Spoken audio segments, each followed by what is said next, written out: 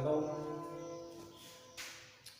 ठीक है, देखो बालकों, देखो बेटा, आज के राजनीति विज्ञान में तीसरा लेसन चल रहा है और तीसरे लेसन में आपने समानता के बारे में देखा है और आपका जो पिछला कालांश था उसमें मैंने समानता के जो अवसर है उनके बारे में, आपके प्राकृतिक और सामाजिक समानता में प्राकृतिक और सामाजिक असमानताओं में अंतर है, अंतर के बारे में बताया मैंने। और मैंने आपको ये भी बताया कि किस रूप में किस किस जगह किस प्रकार जाति जो आपके रंग और समुदाय के आधार पर है, नस्ल के आधार पर है, असमानताएं देखने को मिलती है, असमानताएं हमारे सामने आती है। अब आपके जो आपका लेसन है समानता वाला, इसी में अगला जो बिंदु है वो है समानता के 3 आयाम। समानता के 3 आयाम यानी भाग पक्ष। तो समानता के 3 पक्ष जो है उन पर हम यहाँ पर चर्चा करेंगे। तो देखो यहाँ पर हमें इस सवाल पर विचार करेंगे कि किस प्रकार आपके सामाजिक अंतर स्वीकार किए जा सकते हैं, किस प्रकार के सामाजिक अंतर स्वीकार नहीं किए जाते हैं। ये चर्चा कर चुके हैं हम कि कौन कौन से सामाजिक अंतर हमें स्वीकार करने चाहिए, कौन सी नहीं करनी चाहिए। तो हमने पीछे चर्चा में ये कहा था कि जो अंतर आपके व्यक्ति की आकांक्षाओं, व्यक्ति के प्रयासों से जो है आपके स्थापित होते हैं, उन अंतरों को हमें स्वीकार करना चाहिए।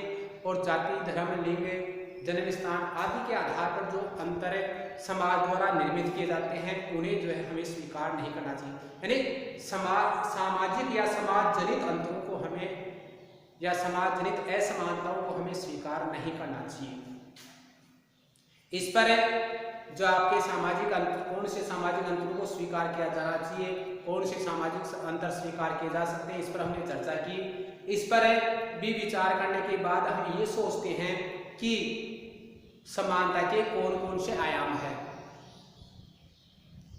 समानता में कौन कौन सी जो है आपकी समानताएं, असमानताओं को मानना चाहिए, कौन सी समानताओं को स्वीकार नहीं करना चाहिए। इन बातों पर चर्चा करने के बाद में हमारे पास में अगला बिंदु क्या आता है कि समानता के कौन कौन से आयाम है जिन्हें हम प्राप्त करना चाहते हैं एक समानता मूलक समाज के लिए।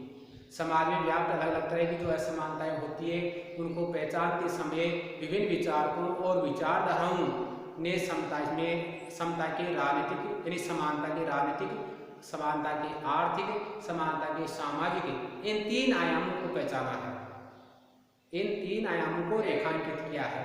तो इनमें सबसे पहले आपके जो समानता का आयाम आता है वो है आपकी राजनीतिक समानता। पहला आयाम कौन सा है? राजनीतिक समानता।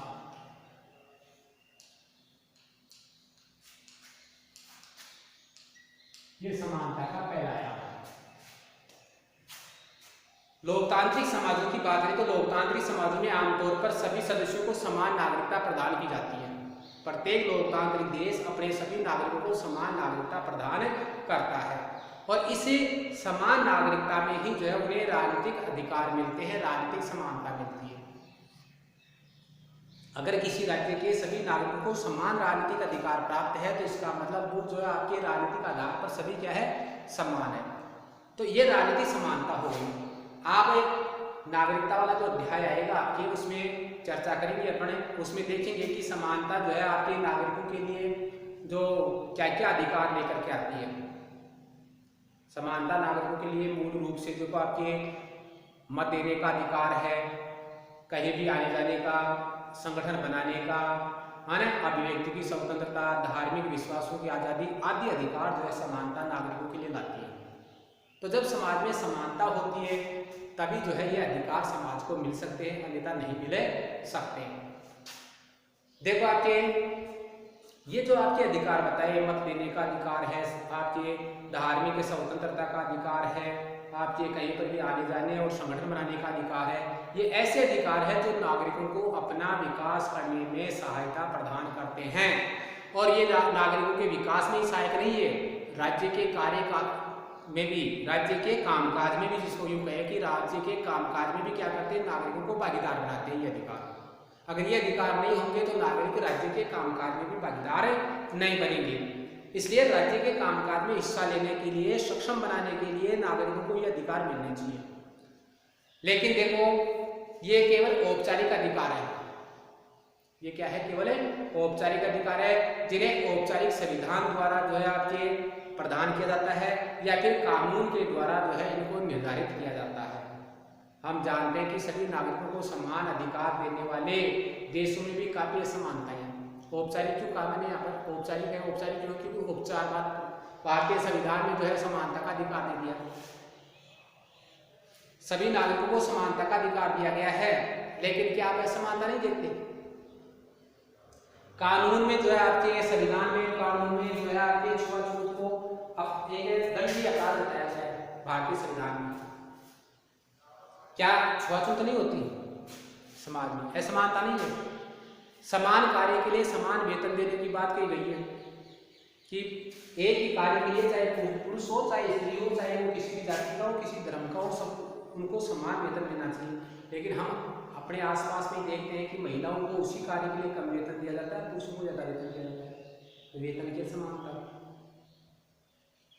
तो हमारे संविधान में जो बातें कही गई है वो औपचारिक है, व्यवहारिक क्या है जो हम देखते हैं। तो ऐसे दुनिया के सभी जो देश है वो अपने संविधानों में ये जो औपचारिक समानताएं हैं वो प्रदान करते हैं। लेकिन दुनिया में देखें तो व्यवहारिक रूप में हमें क्या मिलेगी? अनेक प्रकार की असमानताएं मिलेगी, अनेक प्रकार की असमानताएं मौजूद मिलेगी। बरकरार है, मौजूद है। ऐसी असमानताएं ज्यादातर आपके सामाजिक और आर्थिक क्षेत्र में नागरिकों के को उपलब्ध जो संसाधन है, उपलब्ध जो अवसर है, उन अवसरों में भी देखने को मिलती है। और ये जो असमानताएं हैं वो उपलब्ध संसाधनों और अवसरों की जो भिन्नता है उसी का परिणाम है। अवसरों की भिन्नता है उसी का परिणाम है। देखो आपके ज्यादातर जो हमारे संसाधन है उन संसाधनों पर कुछ लोगों ने अधिकार कर रखा है और बाकी उनसे वंचित हो गए। अवसर है, उन अवसरों पर कुछ लोगों ने अधिकार कर लिया, बाकी लोग उन अवसरों से वंचित हो गए। तो इन अवसरों और संसाधनों का ही ये परिणाम है जिसके कारण यहाँ पर भिन्नताएं पाई जाती हैं। इसलिए अक्सर समान अवसर या मुकाबले की बात कही जाती है कि एक राज्य को ऐसी परिस्थितियां स्थापित करनी चाहिए जिससे सभी लोगों को समान अवसर या समान मुकाबला मिले, समान मुकाबले की परिस्थितियां मिले, ताकि समानता बनी रहे या समानता की स्थापना रहे। देखो हमें यह भी याद रखना चाहिए कि राजनीतिक समानता न्यायपूर्ण और समतावादी समाज के गठन के लिए आवश्यक है। राजनीतिक समानता किसके लिए आवश्यक है? एक न्यायपूर्ण और आपके समतावादी समाज, समानता पर आधारित समाज का गठन करने के लिए महत्वपूर्ण है। लेकिन ये अपने आप में राजनीतिक समानता अपने आप में पर्याप्त नहीं है। क्यों नहीं है? क्योंकि इसके साथ और भी समानताएं होना चाहिए। केवल राजनीतिक समानता देने से ही कार्य पूरा नहीं हो जाता है या आपके समानता की स्थापना नहीं हो जाती है, बल्कि अन्य ऐसे क्षेत्र है जिनमें भी समानता होनी चाहिए, जैसे सामाजिक क्षेत्र है, आर्थिक क्षेत्र है। अब राजनीतिक क्षेत्र में सबको जो है आपके मत देने का अधिकार दे दिया, सबको जो है आपके प्रतिनिधि बनने, मत आपके उम्मीदवार बनने, दल बनाने, संगठन बनाने का इनका अधिकार दे दिया।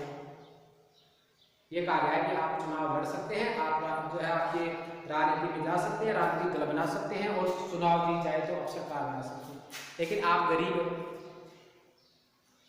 आप गरीब है तो ये अधिकार आपके किस काम का? क्योंकि चुनाव लड़ने के लिए जो है आपके पैसा चाहिए, तभी आप राजनीति में प्रतिनिधि के रूप में या आपके राजनीतिक दल बनाने के लिए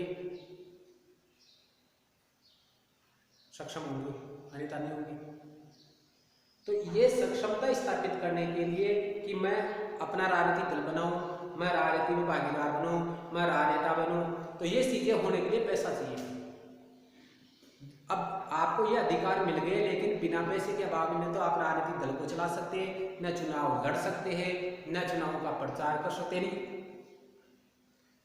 तो जो पैसे वाले हैं वही राजनीति में आते हैं और वही राजनीति करते हैं। तो यहाँ पर आर्थिक समानता और सामाजिक समानता भी जरूरी है, तभी जो है आपकी राजनीतिक समानता की स्थापना हो सकती है। तो कहने का मतलब राजनीतिक समानता, सामाजिक समानता, आर्थिक समानता, ये सभी प्रकार की समानताएं होगी तभी एक व्यक्ति ये सोचेगा कि मैं समाज में सबके समान हूँ और सभी परिस्थितियों और अवसरों का लाभ उसे मिले। केवल मत देने का अधिकार दे दिया तो मत देने के अधिकार से मत दे दिया हो गया। जैसे पंडित जवाहरलाल नेहरू ने कहा है कि भूखे के लिए मत का कोई महत्व नहीं है। अगर व्यक्ति भूख से मरा है, गरीब है, उसको रोटी चाहिए मत, उसके लिए मत का क्या महत्व है? वो वोट किसी को भी दे या नहीं दे वो जानता ही नहीं इस बात को, क्योंकि उसका तो दिमाग में केवल यही है कि मुझे भोजन लेना चाहिए, भोजन के लिए वो किसी भी प्रयास करे। अब वो गरीब है तो शिक्षित नहीं है, और शिक्षित नहीं है तो वो जो है आपके किसको मत देगा उसको ये भी पता नहीं है। तो राजनीतिक अधिकारों का उपयोग हम तभी कर सकते हैं जब आर्थिक आधार पर भी हम क्या हो सक्षम हो। तो इसलिए कह रहा हूँ मैं आपके ये इसीलिए बताया गया है कि केवल राजनीतिक अधिकार प्रदान करना ही महत्वपूर्ण घटक नहीं है, बल्कि इसके साथ साथ अन्य परिस्थितियां भी होनी चाहिए। एक केवल राजनीतिक अधिकार ही पर्याप्त नहीं है, अन्य अधिकार भी मिलने चाहिए। तो दूसरी आपके जो 3 आयाम है उसमें दूसरा आयाम है आपका सामाजिक समानता।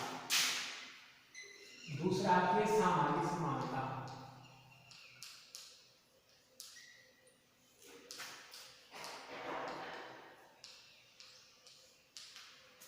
सामाजिक समानता, राजनीतिक समानता या कानूनी अधिकार देना सामाजिक समानता के लक्ष्य को प्राप्त करने की दिशा में पहला कदम है।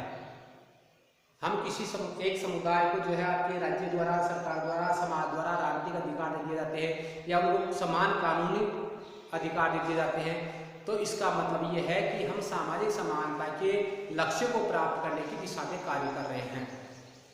इसके साथ अवसरों की समानता देना भी महत्वपूर्ण है। अगर अवसर की समानता नहीं होगी तो फिर राजनीतिक समानता का और सामाजिक समानता कोई महत्व नहीं है। तो राजनीतिक समानता की जरूरत उन बाधाओं को दूर करने के लिए होती है जिनके द्वारा जो है आपके लोग सरकार में अपनी बात रख सकते हैं, उपलब्ध संसाधनों तक पहुंच सकते हैं। जो है आपके राजनीतिक समानता क्या करती है? लोगों की उन जरूरतों को पूरा करती है जिन जरूरतों से वो क्या कर सकते हैं, जिन व्यवस्थाओं से, जिन परिस्थितियों को पूरा करती है, जिनमें वो क्या कर सकते हैं, अपनी बात को रख सकते हैं, अपने उपलब्ध संसाधन है उन तक पहुंच सकते हैं। कहने का मतलब अगर आप राज्य द्वारा उपलब्ध कराए जाने वाले साधन है, राज्य द्वारा बनाया जाने वाला कानून है, उस कानून में आप कोई बात रखना चाहते हैं, उस कानून में कोई परिवर्तन चाहते हैं या उस कानून के पक्ष में अपने विचार देना चाहते हैं, राज्य तक, सरकार तक पहुंचना चाहते हैं, लेकिन आप पहुंचा नहीं पा रहे क्योंकि आपके मार्ग में कुछ बाधाएं हैं, तो राजनीतिक समानता उन बाधाओं को दूर करती है ताकि अपनी बात को आप कह सकें। जो भी राज्य द्वारा आपको संसाधन उपलब्ध कराए गए हैं उन संसाधनों को आप प्राप्त कर सकें। ये कार्य कौन करती है? राजनीतिक समानता करती है। देखो आपके यहां पर आवश्यकता ये है, एक आवश्यकता ये भी है कि विभिन्न समूह और समुदायों के लोगों के पास इन संसाधनों और अवसरों को पाने का बराबर और उचित मौका हो। राज्य द्वारा उपलब्ध कराए जाने वाले जो संसाधन है उन संसाधनों को पाने का उचित और बराबर का मौका होना चाहिए, ये बात भी जरूरी है। अगर सभी लोगों को बराबर का उचित मौका नहीं मिलेगा तो उन संसाधनों को प्राप्त नहीं कर सकते। क्यों? कि जो शक्तिशाली है आर्थिक आधार पर हो चाहे सामाजिक आधार पर हो, वो क्या करेंगे, उन संसाधनों को प्राप्त करेंगे, बाकी नहीं कर पाएंगे। तो ये स्थिति है। देखो किसी क्षेत्र में काम करवाने के लिए वर्तमान में जो है आपकी व्यवस्था हो गई, आपकी बोली वाली व्यवस्था ठेका प्रथा हो गई। सरकार क्या करती है, विभिन्न क्षेत्रों में कार्यों को ठेका दे देती है। जैसे आपके क्षेत्र में सड़क बनानी है, सड़क का ठेका दे दिया, और ठेका किस आधार पर दिया जाता है, उसके लिए पहले जो है निविदाएं की जाती है, यानी ये मांग की जाती है कि ठेकेदार अपने अपने जो खर्चे हैं उनका विवरण दे और साथ साथ में उनसे कुछ रकम भी ली जाती है।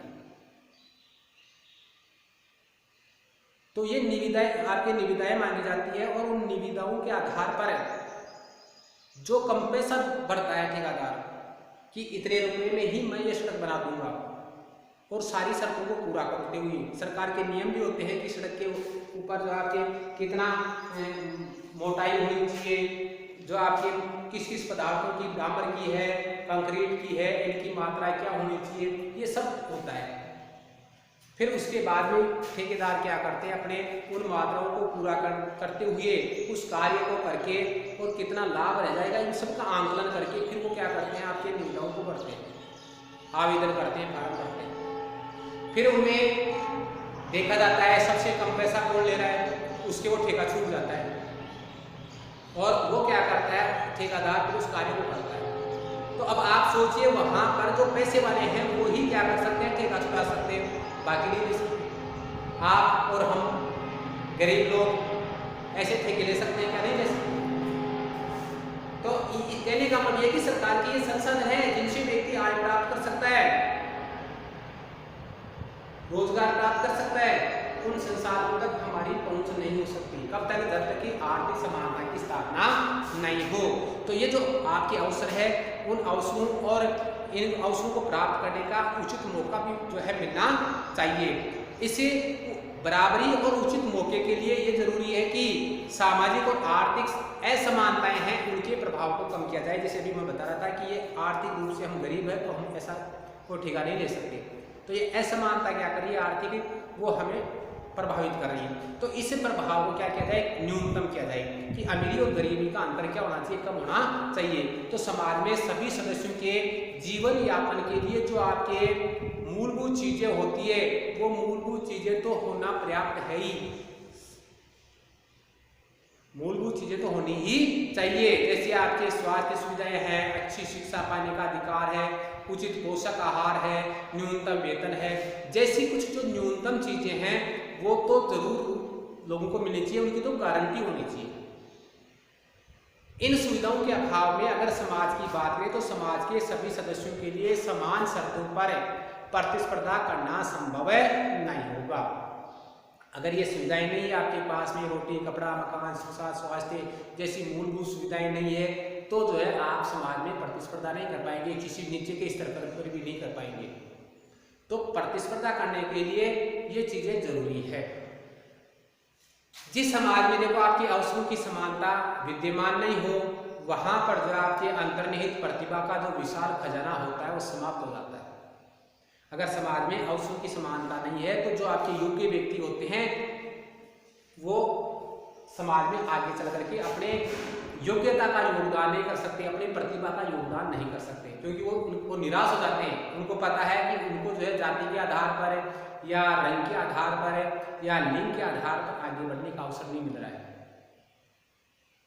तो असमानता के वातावरण में सबको बराबर अधिकार नहीं मिलते हैं, सबको बराबर अवसर नहीं मिलते हैं। ऐसे में जो आपके प्रतिभाशाली व्यक्ति हैं वो रह जाते हैं। तो ये प्रतिभाएं जो है वो बर्बाद हो जाती है, उनका समाज के लिए, देश के लिए कोई उपयोग नहीं होता है। तो समाज की जो प्रतिभाएं हैं उनका समाज के लिए, देश के लिए उपयोग हो सके, इसके लिए जरूरी है कि सभी लोगों को क्या होना चाहिए, अवसर की समानता मिलनी चाहिए।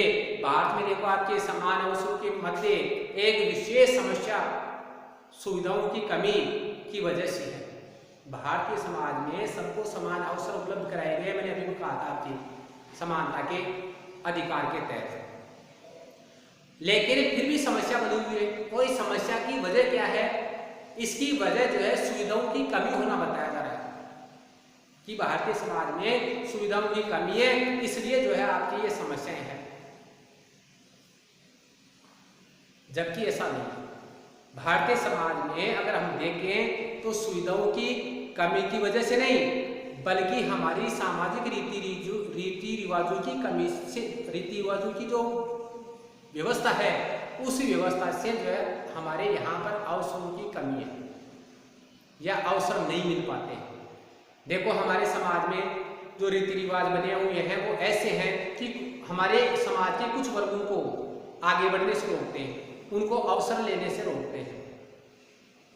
जैसे औरतों को उत्तराधिकार का समान अधिकार नहीं है, औरतों को उत्तराधिकार यानी अपने माता पिता की संपत्ति पर है, जिस प्रकार पुत्र का अधिकार होता है वैसा अधिकार प्राप्त करने का अधिकार नहीं है। कुछ एक गतिविधियों में औरतों को शामिल होने पर पाबंदी लगी हुई है, उन्हें उन गतिविधियों में भाग नहीं लेने दिया जाता। उन्हें यह कहा जाता है कि आप औरत हैं, औरतों होने के नाते इन गतिविधियों में भाग नहीं ले सकती। उन्हें शिक्षा के सम्मान या उच्च शिक्षा प्राप्त करने से भी रोका जाता है। और आप भी देखते हो समाज में ज़्यादातर जो बालिकाएं हैं, ज़्यादातर बालिकाएं जो आपके 10वीं 12वीं की जो है परीक्षा पास करने के बाद में ये कहते हैं बस बहुत पढ़ लिया। और अपने परिवार में देखें तो अपनी माताएं हैं, अगली पीढ़ी जो वर्तमान की बालिकाएं हैं वो तो फिर भी थोड़ी शिक्षा ग्रहण करती है, पढ़ती है, लेकिन आपके परिवार में माता या जो आपके दादी जी वो अशिक्षित मिलेंगे, क्योंकि उस समय उनको पढ़ने नहीं दिया जाता था। धीरे धीरे जैसे जैसे जागरूकता आई है, शिक्षा का स्तर बढ़ा है, वैसे वैसे बालिकाओं की शिक्षा को प्रोत्साहित किया जा रहा है, लेकिन फिर भी उनको उच्च शिक्षा नहीं दी जाती। उच्च शिक्षा से उनको क्या किया जाता है, वंचित किया जाता है। तो ये हमारी जो रीति रिवाज है, ये रीति रिवाज क्या कर रहे हैं, बालिकाओं को उच्च शिक्षा से वंचित कर रहे हैं, उनको कुछ गतिविधियों में भागीदार बनने से रोक रहे हैं, बालिकाएं हो चाहे महिलाएं हो उनको। तो इससे वो ये वर्ग है, महिला वर्ग क्या हो रहा है, हतोत्साहित हो रहा है। तो ऐसे मामले में राज्य का दायित्व बनता है कि राज्य को क्या करना चाहिए, औरतों को समान कानूनी अधिकार प्रदान करना चाहिए। सार्वजनिक जो संस्थान है या रोजगार में जो भेदभाव होता है या उनको परेशानी होती है, उनसे बचाने वाली नीतियां राज्य को बनानी चाहिए। शिक्षण संस्थाएं हो या कुछ अन्य पैसे व्यवसाय हो, उन व्यवसायों में प्रवेश करने के लिए महिलाओं को प्रोत्साहित करना चाहिए। ऐसे उपाय करके राज्य क्या कर सकता है, इनको बराबरी का दर्जा दे सकता है, उनको समानता प्रदान कर सकता है। लोगों में जागरूकता बढ़ाने और इन अधिकारों का प्रयोग करने वालों का समर्थन देकर के भी राज्य क्या कर सकता है, अपनी भूमिका निभा सकता है। जो लोग जागरूक हो सके और महिलाओं को समझे कि हाँ सबको बराबर और समानता का अधिकार होना चाहिए, तो ऐसे जागरूकता बढ़ाई जाए और अधिकारों को प्रयोग करने का अवसर दिया जाए। तो जो लोग आपके समर्थन देते हैं उनको भी राज्यों को क्या करना चाहिए, प्रोत्साहित करना चाहिए। इससे क्या होगा, महिलाओं को ज़्यादा भागीदारी मिलेगी, ज़्यादा अवसर मिलेंगे और उनको समानता का दर्जा मिलेगा समाज में। तो हमारे भारतीय समाज में भी देखो, भारत में भी आपके संविधान में समानता के अवसर दिए गए हैं, समानता का अधिकार भी दिया गया है। लेकिन यहाँ अगर ये देखें कि महिलाओं को जो अंतर देख रहे हैं आप, यहाँ पर महिलाओं को अवसरों का जो कमी है या अवसर नहीं मिल रहे हैं, उनका प्रमुख कारण क्या है, सुविधाओं की कमी नहीं है, हमारे रीति रिवाज है। इनको तोड़ना है, इनको दूर करना है, तभी हम क्या कर सकते हैं, महिलाओं को बराबरी का दर्जा दे सकते हैं। ये कार्य राज्य को करना चाहिए। साथ साथ में समाज के जागरूक जो नागरिक है उनको भी ऐसा करना चाहिए। तीसरा आयाम आता है आपकी आर्थिक समानता।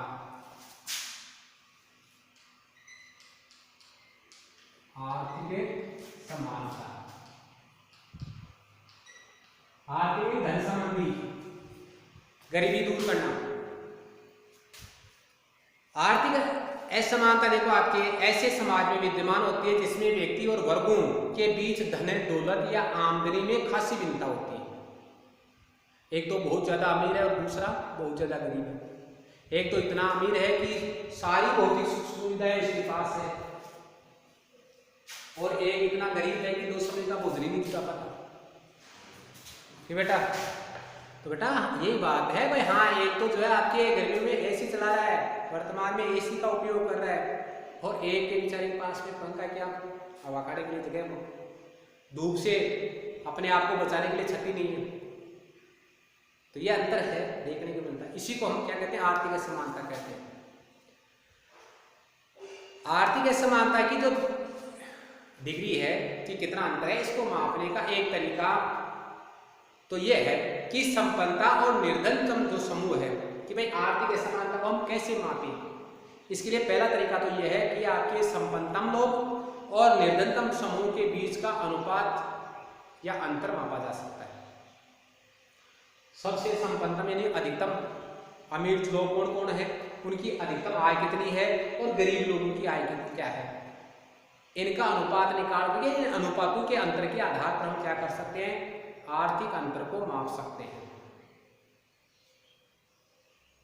ये सही है कि समाज में आपके धन दौलत या आमदनी की पूरी समानता संभव नहीं है, और ये विद्यमान हो भी नहीं सकती, क्योंकि हमने पीछे पढ़ा था कि कार्यों का विभाजन होता है, और कार्यों का विभाजन हम व्यक्ति की योग्यता और क्षमताओं के आधार पर करते हैं, और योग्यता और क्षमता के आधार पर व्यक्ति क्या करता है, अपने कार्य का बंटवारा करता है, अपना कार्य प्राप्त करता है। अपने कार्य में भागीदार बनता है कि मुझे ये कार्य करना है। जैसे आप बैठे हैं, आप सब पढ़ाई कर रहे हैं, लेकिन सबकी शिक्षा का स्तर जो है आपके समान नहीं है। किसी के ज़्यादा नंबर आ रहे हैं, किसी के कम नंबर आ रहे हैं। वो क्यों? आपकी क्षमता के कारण है, आपकी रुचि के कारण है कि कोई ज़्यादा मेहनत कर रहा है, किसी की क्षमता ज़्यादा याद करने की, किसी की क्षमता कम याद करने की। तो इस आधार पर मैं ये चाहूँ कि सबको समान नंबर दे या सबको समान नंबर मिलना चाहिए, तो वो संभव नहीं है। क्यों? क्योंकि जो जितनी मेहनत कर रहा है उसका प्रतिफल उसे उतना ही मिलना चाहिए, वही न्यायपूर्ण है। नहीं तो फिर न्याय नहीं रहेगा, न्याय की स्थापना नहीं होगी। तो यहाँ पर हम पूर्ण समानता स्थापित नहीं कर सकते, लेकिन हमें क्या करना चाहिए कि समानता का जो धन दौलत का वितरण का अंतर है उसको कम करना चाहिए। आज देखो, आपके अधिकतर लोकतांत्रिक लोगों को समान अवसर उपलब्ध कराने का प्रयास करते हैं।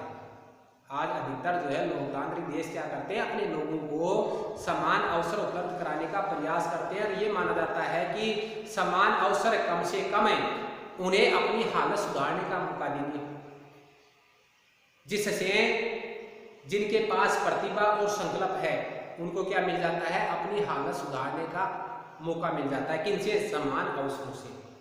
समान अवसरों के साथ भी देखो आपकी असमानता बनी रह सकती है, लेकिन इसमें यह संभावना छुपी रहती है कि आवश्यक प्रयासों द्वारा कोई भी समाज अपनी स्थिति को बेहतर बना सकता है, और इसीलिए समान अवसर दिए जाते हैं। तो लोकतांत्रिक देश अपने नागरिकों को या अपने लोगों को समान अवसर क्यों प्रदान करता है?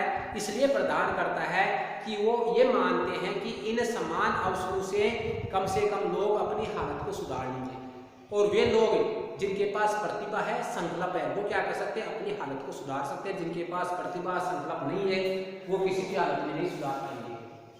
उनकी चाहे कितनी सहायता करते राज्य, लेकिन वो नहीं सुधरे पाएंगे। तो जिनके पास प्रतिभा है, संकल्प है, उनको सुधारने के लिए क्या किया जाता है, आपके समान अवसर उपलब्ध कराए जाते हैं। देखो, समान अवसर के साथ मैंने भी बताया कि असमानता बनी रह सकती है। समान अवसर देने के बावजूद भी समाज में असमानता बनी रहती है, लेकिन इनमें एक संभावना होती है समान अवसर देने से। क्या संभावना रहती है? कि आवश्यक प्रयासों द्वारा कोई भी समाज अपनी स्थिति को क्या कर सकता है, बेहतर बना सकता है। तो आवश्यक प्रयास करके हम में से देखो सबको समान अवसर दिए जाए, तो प्रयास करके कोई व्यक्ति जो पिछड़ा हुआ है अगर वो ज़्यादा प्रयास करे तो वो क्या कर सकता है, अपनी स्थिति को बेहतर बना सकता है। जैसे परीक्षा में अगर किसी को वंचित कर दिया जाए, आप में से कि नहीं आप इस आधार पर, आर्थिक आधार पर या अन्य आधार पर आप इस वर्ग के हो या जाति के हो, इस आधार पर वंचित कर दिया जाए तो आप पास थोड़ी कर पाओगे। लेकिन आपको सबको मौका दिया जाता है कि सब विद्यार्थी है, विद्यार्थी होने के नाते जो है सबको परीक्षा में बैठने का अवसर दिया जाता है। अब आप में जो कमजोर भी है वो भी मेहनत करे तो ज़्यादा नंबर ला सकता है।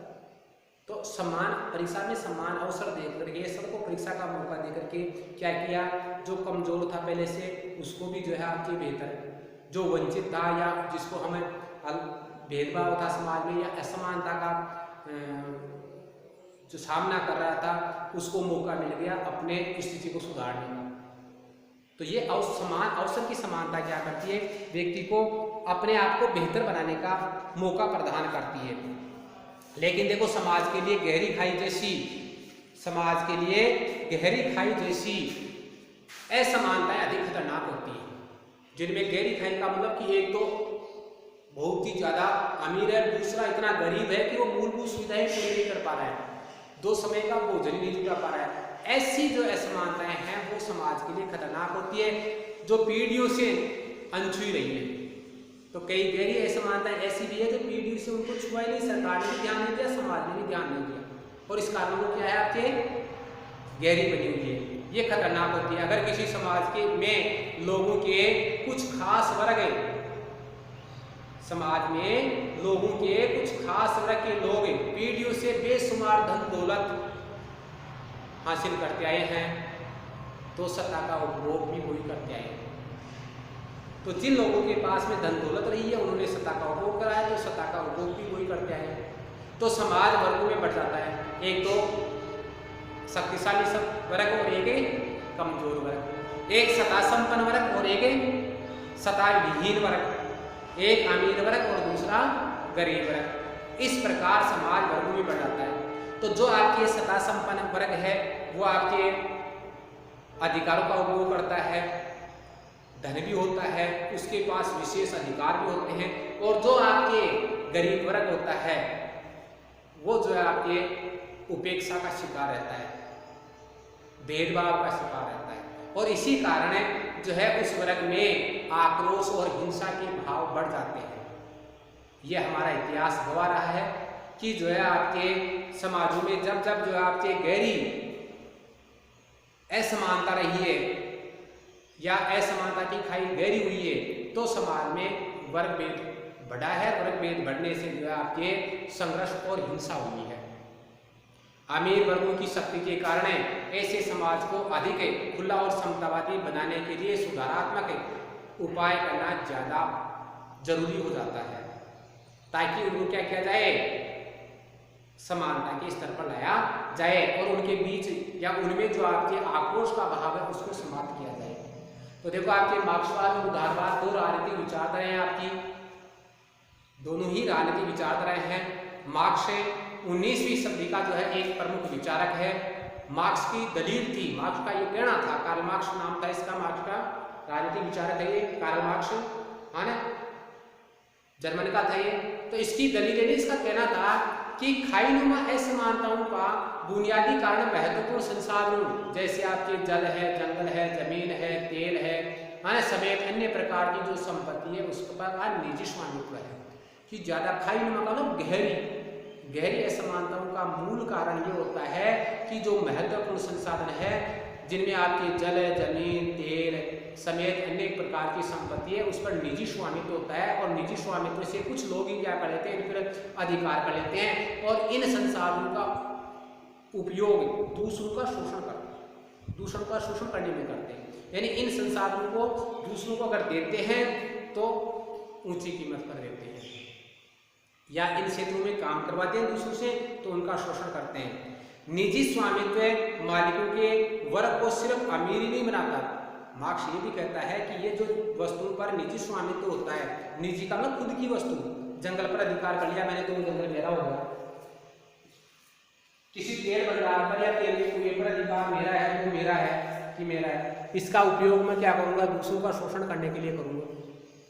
तो इसे आधार पर ये लोग क्या करते हैं, शोषण करके अमीर बन जाते हैं। और मार्क्स ये कहता है कि अमीर ही नहीं बनते बल्कि साथ साथ में ये क्या करते हैं, राजनीति में महत्वपूर्ण भूमिका निभाते हैं फिर, और राजनीति को अपनी इच्छा अनुसार प्रभावित करते हैं। इनके पास में राजनीतिक ताकत भी आ जाती है और उन्हें राज्य की नीतियों और कानूनों को प्रभावित करने का अवसर मिल जाता है। इस कारण ये क्या करते हैं, लोकतांत्रिक सरकार के लिए खतरा साबित हो सकते हैं। तो मार्क्सवाद और समाजवादी दोनों ये महसूस करते हैं कि आर्थिक असमानताएं सामाजिक रुतबे या विशेषाधिकार जैसी अन्य तरह की जो सामाजिक असमानताएं हैं उनको बढ़ावा देती है। इसलिए आर्थिक असमानताओं को क्या किया जाना चाहिए, कम किया जाना चाहिए। हालांकि मैंने पहले कह दिया कि आर्थिक असमानताएं पूरी तरह से तो नहीं मिटाई जा सकती, लेकिन उनको कम किया जा सकता है। तो आपके मार्क्सवाद है, समाजवाद है, समाजवाद भी एक राजनीतिक विचारधारा है आपकी। जिस प्रकार मार्क्सवाद है वैसे ही समाजवाद भी राजनीतिक विचारधारा है। तो इन विचारधाराओं के जो समर्थक है, विचारक है, वो राजनीतिक विचारक ये मानते हैं कि समाज में जो है आपके सामाजिक रुतबे या विशेषाधिकार अगर विद्यमान रहते हैं तो असमानताएं बढ़ती है, इसके विशेषाधिकारों और रुतबों को कम किया जाना चाहिए। और ये भी कहा गया है, इनका ये भी मानना है कि समाज में असमानता से निपटने के लिए हमें समान अवसर उपलब्ध कराने चाहिए ताकि जो विशेषाधिकार वाले लोग हैं उनको विशेषाधिकार नहीं मिले और दूसरे लोगों को भी उन क्षेत्रों में बढ़ने का अवसर मिले। इसके लिए यह भी आवश्यक है कि संसाधनों और अन्य तरह की संपत्ति पर जनता का नियंत्रण कायम करने और जनता के नियंत्रण को सुनिश्चित करने की आवश्यकता होती है। तो सरकार को ऐसे कानून और नियम बनाने चाहिए कि इन संसाधनों पर जनता का नियंत्रण हो सके और जनता का नियंत्रण सुनिश्चित रहे। ये विचार जो आपके विवादास्पद हो सकते हैं, कौन से, कार्ल मार्क्स के हैं, आपके समाजवादियों के हैं, ये विवादास्पद हो सकते हैं, इन पर विवाद हो सकता है। अमीर लोग ये नहीं चाहते कि जो है उन निजी संपत्ति पर नियंत्रण हो, उनके विशेषाधिकार समाप्त किए जाए, सभी को जो है समान अवसर दिए जाए, तो वो उनका विरोध कर सकते हैं। लेकिन देखो आपके ये विरोधी हो सकते हैं, इस आधार पर ये विवादास्पद हो सकते हैं विचार, लेकिन उन्हें ऐसे महत्वपूर्ण जो मुद्दे हैं वो उठाए और जिनके समाधान करने की जरूरत है। उदारवादी जो आपके सिद्धांत में विरोधाभासी दृष्टिकोण पाया जाता है। तो मैंने ये कहा कि ये विचार जो है आपके कार्ल मार्क्स के और समाजवादियों के ये विरोधाभासी हो सकते हैं, लेकिन इन लोगों ने इन विचारों को, इन मुद्दों को उठाया भी है और इन मुद्दों के समाधान की जरूरत भी है कि सबको समान अवसर मिलने चाहिए, ऐसी व्यवस्था करने की आवश्यकता भी है। उदारवादियों के सिद्धांतों की बात करें, तीसरी विचारधारा ऊपर पढ़ा आपने मार्क्सवाद और समाजवाद की बातें पढ़ी अभी। अब तीसरी बात आती है उदारवादी सिद्धांत। तो उदारवादी सिद्धांतकार कौन है? ये भी एक राजनीतिक विचारधारा है उदारवादी, और उदारवाद का समर्थन करने वाले, उदारवाद को मानने वाले, उदारवाद की विचार देने वाले, ये सभी विचार क्या कहलाते हैं?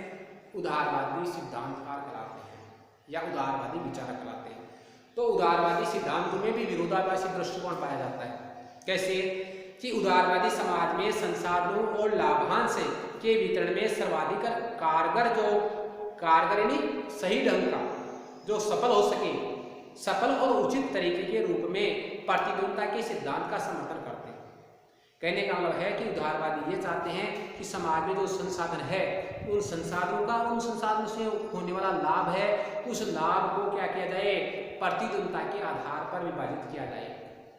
जो ज़्यादा काम करे, जो ज़्यादा प्रयास करे, उसको ज़्यादा मिलना चाहिए। जो कम काम करे और कम प्रयास करे, उसको कम मिलना चाहिए। इस बात को उदारवादी स्वीकार करते हैं। जैसे कि दो लोग हैं आपके, जैसे अपने परीक्षा में ये है कि एक जो व्यक्ति आपकी प्रतियोगिता होती है, परीक्षा का मतलब है कि प्रतियोगिता आपकी होड़ है, कौन ज़्यादा नंबर आएगा। तो जो ज़्यादा मेहनत कर रहा है उसकी ज़्यादा नंबर आएगा, तो उसको ज़्यादा मिलने चाहिए, जिसको कम आ रहे हैं तो उसको कम मिलने चाहिए। इसी बात को उदारवादी क्या करते हैं? मानते हैं, इसका समर्थन करते हैं उदारवादी। उदारवादी ये भी मानते हैं कि सबके लिए जीवन यापन के न्यूनतम और समान अवसर प्रदान करने और सुनिश्चित करने के लिए राज्य को हस्तक्षेप करना चाहिए। जैसे 8वीं क्लास में सबको पास करना चाहिए, लेकिन कुछ बच्चों की तो A+ ग्रेड आती है और कुछ बच्चों के नीचे C/D आती है, लेकिन पास हो रहे हैं। तो वही बात है यहाँ पर कि उदारवादी ये भी मानते हैं कि जो निम्न स्तर वाले हैं, जो कम प्रयास करने वाले हैं, उनके लिए जीवन स्तर की न्यूनतम जो आवश्यकताएं हैं वो मिलनी चाहिए। जीवन स्तर को सुनिश्चित करने वाले अवसर उनको मिलने चाहिए और राज्य को ऐसे लोगों के जीवन स्तर के लिए कुछ प्रयास करने चाहिए। लेकिन इससे समाज में खुद ब खुद समानता और न्याय स्थापित नहीं हो सकता। अगर राज्य ऐसा प्रयास करता है तो भी जो है समाज में अपने आप जो है आपके न्याय की स्थापना नहीं हो सकती। स्वतंत्रता और निष्पक्ष परिस्थितियों में लोगों के बीच प्रतिद्वंद्विता या प्रतिस्पर्धा की ही समाज में लाभांश के वितरण का सबसे न्यायपूर्ण कारगर उपाय है। उदारवादियों क्या मानना है कि अगर राज्य क्या करे, जो है स्वतंत्र और निष्पक्ष परिस्थितियां के बीच लोगों की प्रतिस्पर्धा स्थापित करने का कार्य करे, या जो आपके लोगों को समानता पर लाने के लिए, न्याय की स्थापना करने के लिए कार्य करे, तो इससे कोई लाभ नहीं होगा या इससे जो है ज़्यादा फायदा नहीं होगा। क्यों? क्योंकि समाज को खुद को क्या करना चाहिए? समानता और न्याय स्थापित करने के लिए प्रतिस्पर्धा करनी चाहिए, और प्रतिस्पर्धा में आपके लाभांश का वितरण सबसे न्यायपूर्ण कारगर उपाय होगा, प्रतिस्पर्धा ही। कहने का मतलब मेरा यह है कि राज्य अगर मान लो सामाजिक समानता या आर्थिक समानता की स्थापना करने के लिए न्यूनतम बुनियादी सुविधाएं देता है, और या राज्यों को जो आपकी आर्थिक सहायता करता है, इस प्रकार की कोई व्यवस्थाएं करता है, तो उदारवादी उसको ठीक नहीं मानते। उदारवादियों का मानना है कि राज्य को क्या करना चाहिए? समाज को खुली प्रतिस्पर्धा करने के लिए अवसर देना चाहिए, ताकि समाज के लोग क्या करें कि स्वतंत्र होकर के और निष्पक्ष परिस्थितियों में प्रतिस्पर्धा करके और लाभ प्राप्त कर सके। और जब लाभ प्राप्त करेंगे तो उनमें जिज्ञासा होगी लाभ प्राप्त करने के लिए, तो होड़ में भागीदार बनेंगे, प्रतिस्पर्धा में भागीदार बनेंगे। यही जो है सबसे अच्छा तरीका का जो है उदारवादी मानते हैं, किसके लिए? समाज का विकास करने के लिए। उदारवादियों का ये भी मानना है कि जब प्रतिस्पर्धा स्वतंत्र और खुली होगी, असमानताओं की खाई नहीं बनेगी और लोगों को अपनी प्रतिभा और प्रयास का लाभ मिलेगा। तो उदारवादियों का ये मानना है कि समाज में उत्पादन और वितरण के साधनों के प्रति जो है प्रतिस्पर्धा खुली होगी। प्रतिस्पर्धा मतलब होड़, खुली का मतलब अपनी इच्छा से जो जिस क्षेत्र में जाना चाहे उस क्षेत्र में जाए, जो जिस क्षेत्र में जो आपके कार्य करना चाहता है उसमें करे। इसमें राज्य का कोई हस्तक्षेप नहीं होना चाहिए, राज्य का कोई कानून नहीं होना चाहिए। जो उद्योग स्थापित करना चाहता है वो उसी प्रकार का उद्योग स्थापित करे। ऐसी स्थिति से समाज का क्या होगा, विकास होगा और असमानता गहरी नहीं होगी। ऐसा जो है आपके उदारवादियों का मानना है। उदारवादियों के लिए नौकरी में नियुक्ति और शैक्षणिक संस्थाओं में प्रवेश के लिए चयन के उपाय के रूप में प्रतिस्पर्धा का सिद्धांत सर्वाधिक न्यायोचित और कारगर है। उदारवादी मानते हैं कि जिस प्रकार आपके नौकरी के लिए, नौकरी में नियुक्ति के लिए जो शिक्षण संस्थाएं होती है आपके उच्च स्तर की उच्च शिक्षा वाली, उनमें प्रवेश लेने के लिए जो परीक्षाएं होती है उसको क्या मानते हैं, प्रतिस्पर्धा का एक न्यायोचित तरीका मानते हैं। कि जिस प्रकार बालक जो है आपकी प्रतिस्पर्धा करते हैं, जो जीतते हैं, जो ज़्यादा नंबर आते हैं वही प्रवेश कर जाते हैं और वही इन संस्थाओं में पढ़ाई कर पाते हैं, और जो कमजोर है जो कम नंबर ला पाते हैं वो रह जाते हैं। तो यही स्थिति जो है आर्थिक क्षेत्र में होनी चाहिए, ये उदारवादियों का कहना है। आर्थिक नहीं, उद्योग व्यवसाय के क्षेत्र में, कृषि के क्षेत्र में। तो आर्थिक क्रियाओं के क्षेत्र में भी उसी बात को लाते हैं। उदाहरण के लिए देखो, आपके अपने देश में अनेक छात्र जो है आपके, इसके लिए उदाहरण दिया गया आपके यहाँ पर एक, अपने देश में जो है आपके अनेक छात्र व्यावसायिक पाठ्यक्रमों में नामांकन करते हैं। पाठ्यक्रम के लिए जैसे कोई जो आपके बीटेक करना चाहता है, कोई जो आपके ये डॉक्टरी करना चाहता है ना, MBBS है, इस प्रकार का कोई MBA करना चाहता है। इस प्रकार के जो अलग अलग पाठ्यक्रम है, व्यवसाय के लिए पाठ्यक्रम करना चाहता है, इसके लिए वो क्या करते हैं, आपके नामांकन करते हैं, यानी फार्म भरते हैं। फिर उनकी जो आपकी परीक्षाएं होती है प्रवेश के लिए, और परीक्षा में जो है आपके जो ज़्यादा नंबर लाता है वो उस अवसर का जो है आपके लाभ उठा लेता है, वो उसमें परीक्षा में आ जाता है। जो वंचित रह जाते हैं वो सोचते हैं कि सीमित सीटों के बंटवारे के कारण हमारा, जैसे आपके किसी भी कॉलेज में जो आपके, चाहे वो व्यवसायिक बीटेक कॉलेज हो आपके इंजीनियरिंग के लिए, और उसमें 300 सीट है, परीक्षा हुई